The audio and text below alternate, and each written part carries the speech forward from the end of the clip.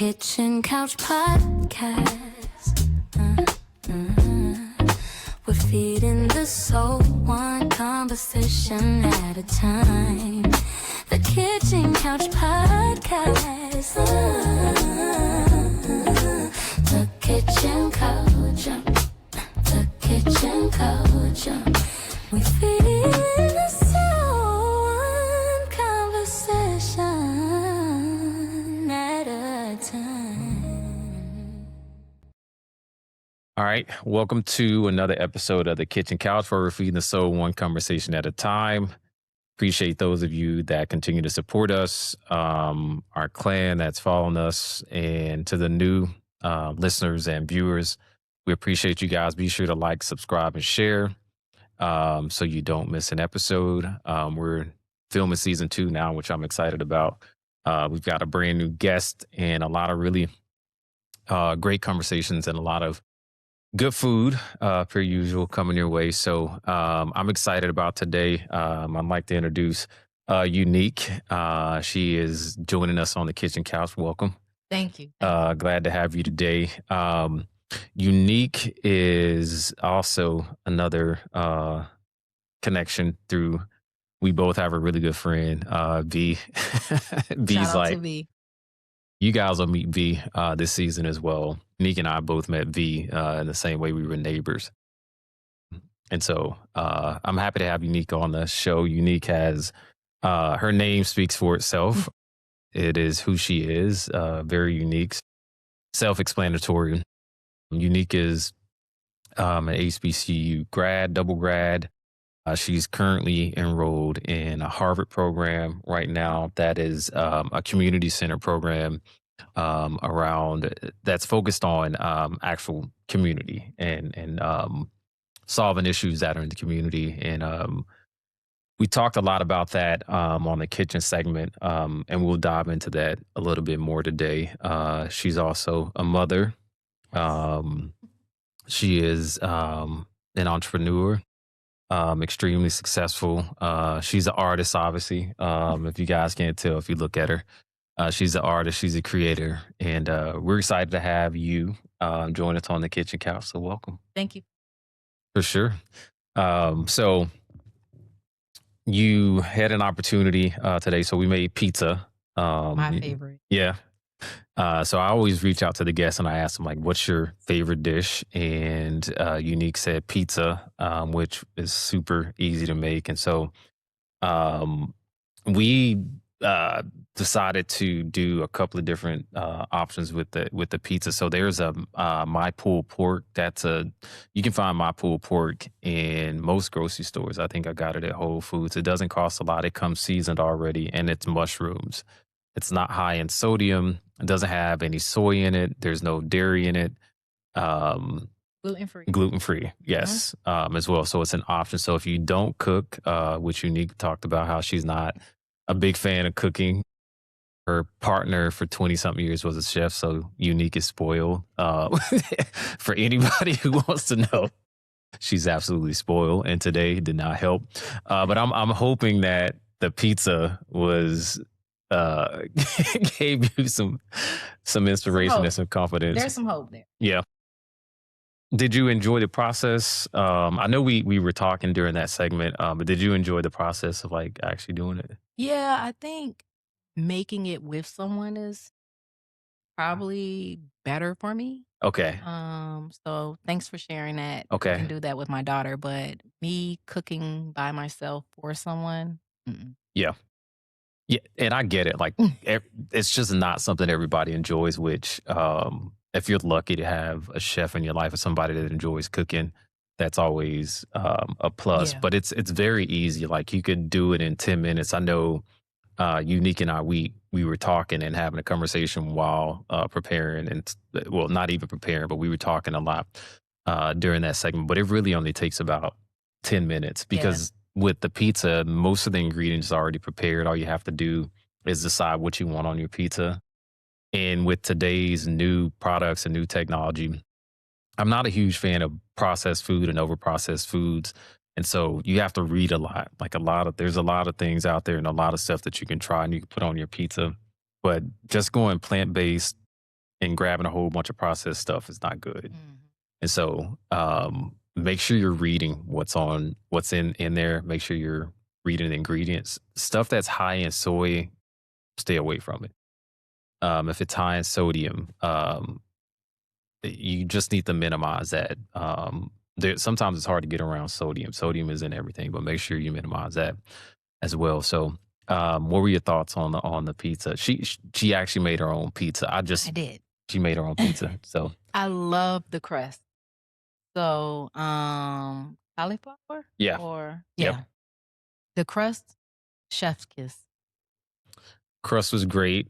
She likes spicy, so she added a lot of spice to hers. I did. So there's a habanero sauce, and then there's like a jalapeno green sauce that I use to kind of drizzle over the pizza. Like you can use it after. You can also use it on tacos. You can kind of put it on salad. You can put on anything that you like spice with it. So it adds that to that.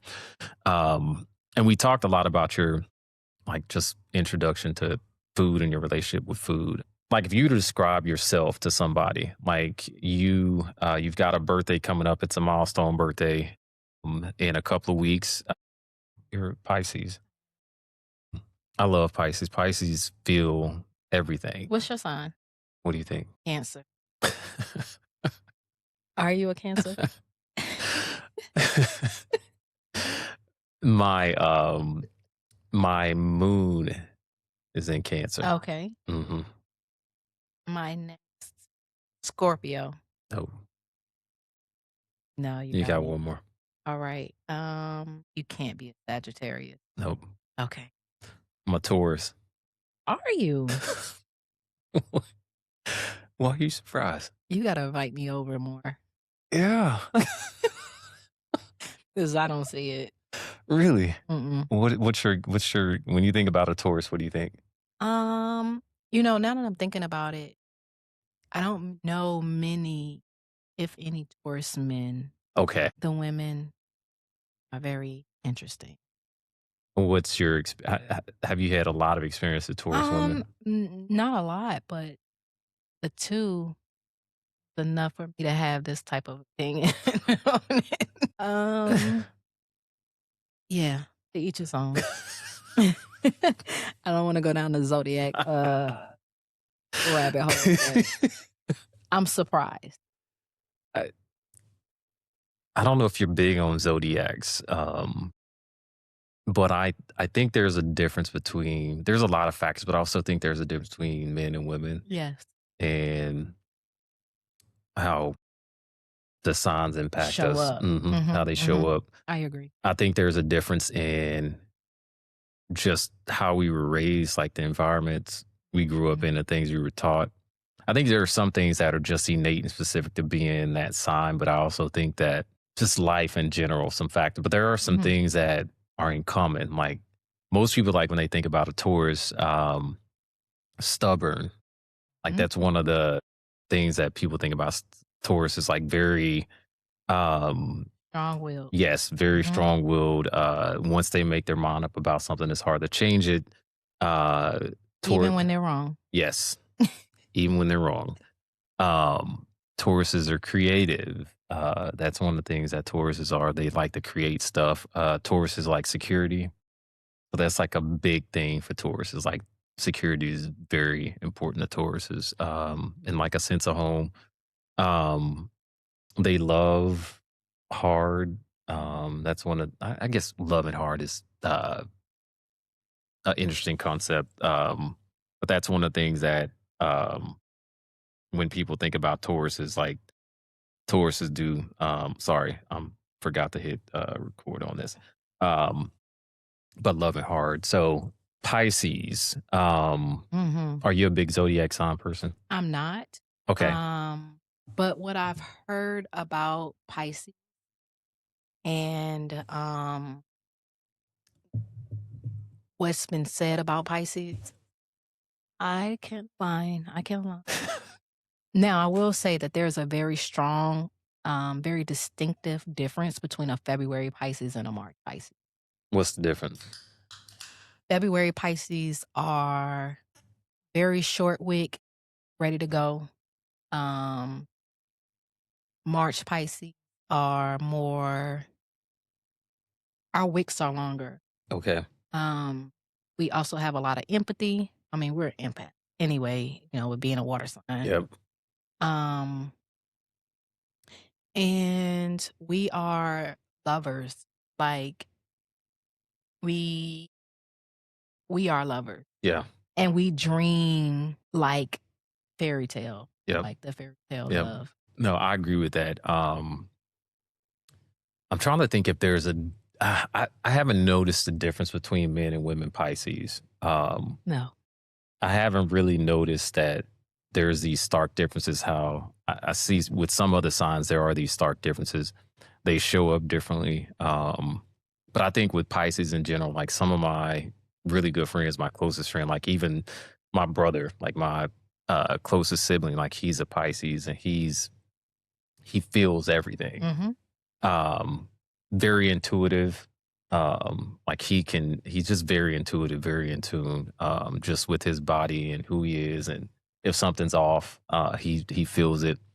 One of the, and this is not, I'm not bashing Pisces, but, They always do.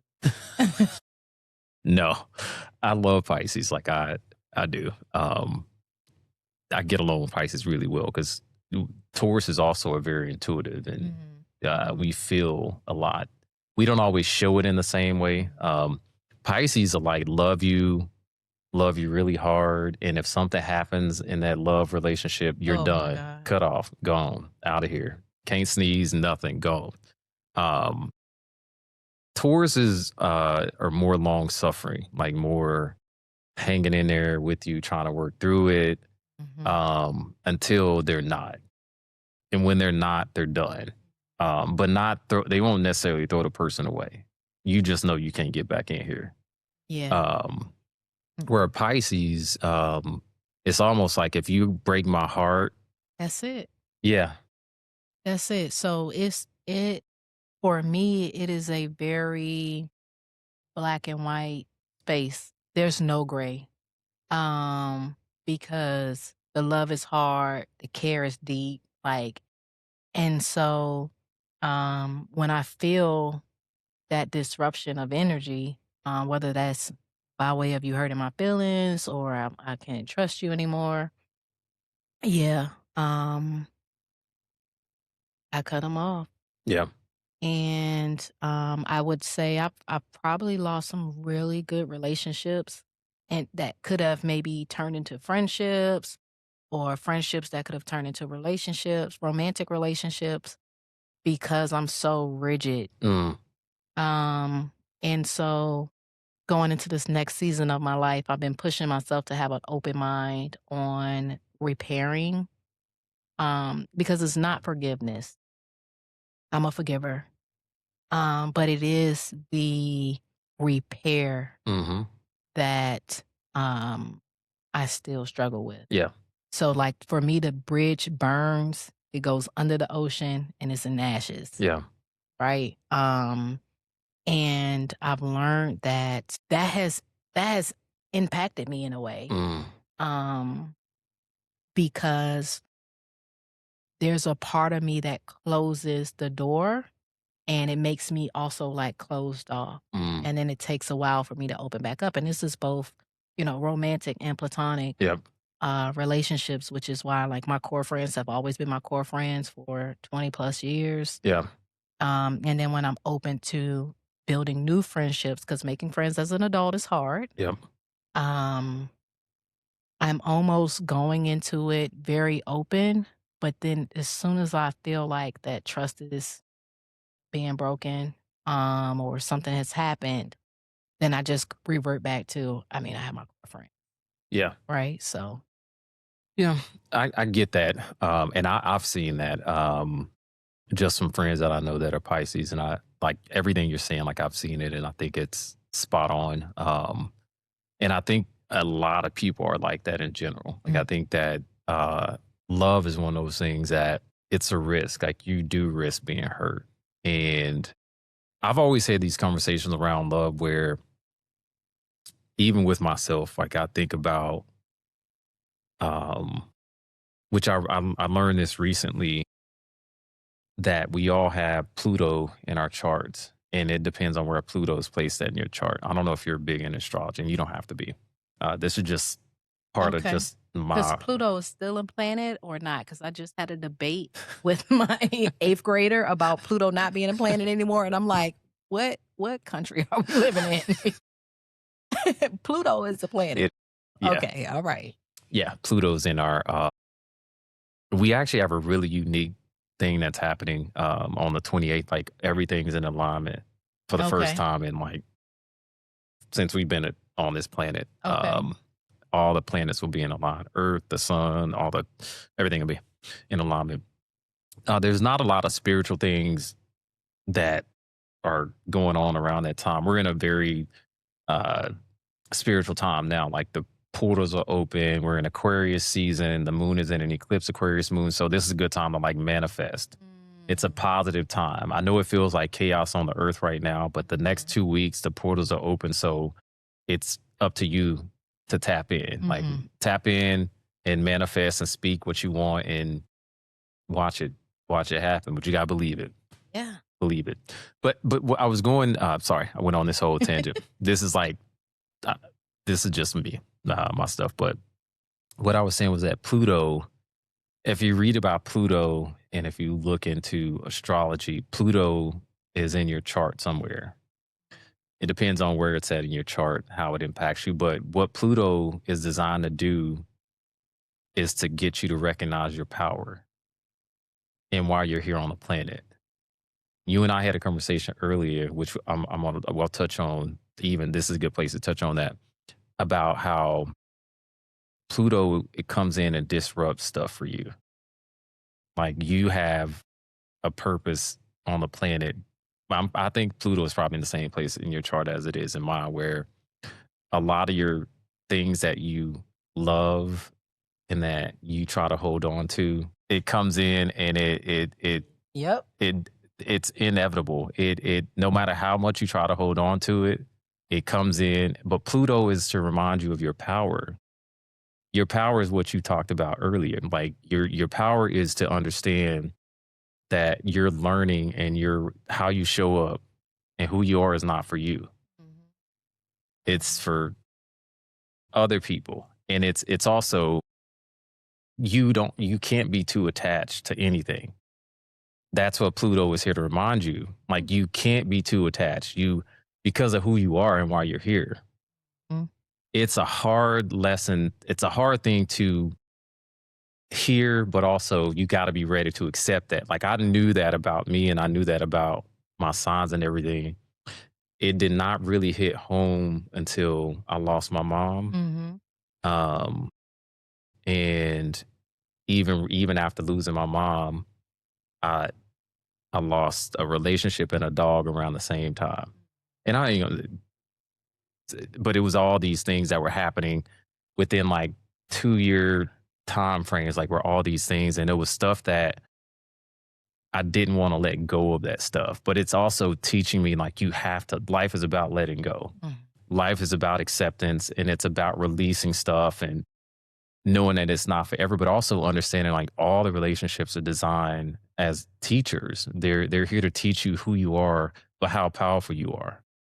It's not here to like strip you or rob you of anything, but it's also to remind you like don't be too attached to anything. Like you have to have balance. And for me, like I've been attached to things because there were these things that I felt like I was missing. And so I will hold on to things because there's this thought that you'll never get it again. And that's just not what life's about. It's about experiences. And it's even how you think about it, how you think about love and how you think about relationships and how you think about most things on the planet are not forever. Yeah. They're not meant to be. Yeah. Dave, I just want you to tell the people we did not rehearse this because people that know me personally says the same thing that they love about me, they also hate because I don't get attached to anything. And all of my life, I've been hearing like, well, you just don't care. And I've always said, even with my child, my child doesn't belong to me. Mm. Right. And so that's why I'm able to do some of the work that I Mm-hmm. do because I understand that concept. Same with relationships. Like there's so much free will in my relationships because I don't own you, Mm. right? And I'm able to continue to move on with life because I understand that this attachment does not have to exist. Yeah. And when you were saying that, I was like, I hear you. Like this is where I'm at in my journey as a student, as a professional, and just, I'm at the point where I'm reflecting on my life as I celebrate my life in a few weeks. And I've never had the urge or the desire to be attached to anything material, financial, and people. And it's not that there's not a level of grief that happens, Sure. right? I think that's the emotional intelligence that you should be aware of, that there's going to be a grieving process, but not staying there too long Mm-hmm. or expecting it to return, or to your point, forcing yourself to hold on to it. Mm-hmm. And so our Pluto is definitely probably aligned because, bro, I'm telling you right now, if I had to make that disclaimer, they'd be like, "You tell him to say that because." No. No. Anybody, I mean, I'm not going to say anybody, but most people that um, know about the show and have been on here, like nothing's rehearsed. There's no script. There's none of that stuff. And I think that's the beauty of this. Like I Yeah. literally, the hairs are raising up on my arms when she was talking because I knew that about her. I don't know Unique in that way. I don't know her in a deep way, but I just, even in the times that I've experienced with her, but also you feel it. Like I can feel that kind of stuff from people, and you can just tell how people show up. And so that's one of the things that I kept getting these downloads before you and I even sat down about attachment was going to come up. And Wow. I think which is interesting too, because as self-aware as I am and as tuned in I am, I, I'm just learning that. Mm. Um, and I think my relationship with it now is a healthier relationship because I fully understand it. Mm-hmm. I somewhat understood it growing up younger, but I think the way I understood it in my late relationship with it was protection, not power. Mm-hmm. And it was about protecting myself, not tapping into my power, and not understanding that people come to you for you to learn, or people come through you because they're learning. And so that's sort of what it is. So even in my own things that I consider deficits or teachers or blessings, like my concept of love, how it was growing up to what it is today, are just lessons. They're journeys, and it's part of me tapping into my power, which my power is to teach, to heal, to help, to be, but also understand that you can't be too attached to things. And I think you saying that, that's a very difficult thing for people to conceptualize as humans, because we are taught to hold on to things. We're taught to take ownership of things, and nothing belongs to us. None of this stuff. And when you talked about your daughter and how you don't own anything, and how you're a vessel. Like your daughter came here, your daughter's her own person. And we had a conversation with you guys to see in the kitchen about how it's almost 2 years now where she took her daughter's cell phone away, and how her daughter now has made adjustments with traveling without it. Unique has also been able to see the benefits of her daughter not having her phone and not being too attached. And again, I think you're also giving her back her childhood. She's still a child. She's 12, 13 years old, but she's still a child. And I think being too attached to some of this stuff is not good for us as a society. But I think this is a really good topic because, like, have you always been that way? Because I think a lot of times, like, when people don't fully understand this, and they don't look at like the bigger picture of attachment and not being too attached to anything doesn't mean you don't care. You get what I mean? Mm-hmm, How mm-hmm. do you understand that? Like, how would you describe that to So for someone? me, I mean, growing up, for as far back as I can remember, I've never had a very strong attachment to anything. So, if my mom was sitting here right now, she would say to you, Unique brought all the kids to the house. Unique gave away all of her clothes and sneakers. And, we used to have throwback jerseys back in the day, right? I would layer up just to give it to, my friends who maybe couldn't afford that, right?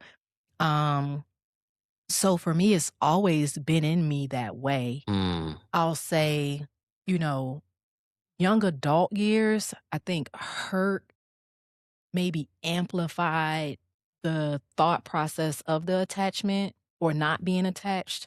Um, and I think it's just going through like a learning experience because again, like I talked about before, it's not about not grieving or being emotionless, right? But it's more so about looking at the situation in its totality and really thinking about like what could I really control in this? And it really just boils back down to you, right? And so when I approach things and I've always thought about things in this way, it's like I can't control you um or the environment around me. And so with knowing that, how can I be attached to something that, is not um a part of like the experience? I can influence it by hmm doing positive things and pouring out. Like we talked about earlier, it's really about the people around you. hmm So, um, one of my friends' child is about to like learn how to drive. She's 17, and we were talking about defensive driving.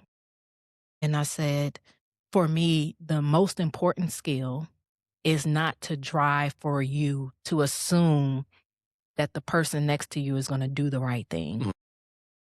But how can you drive through this journey, right?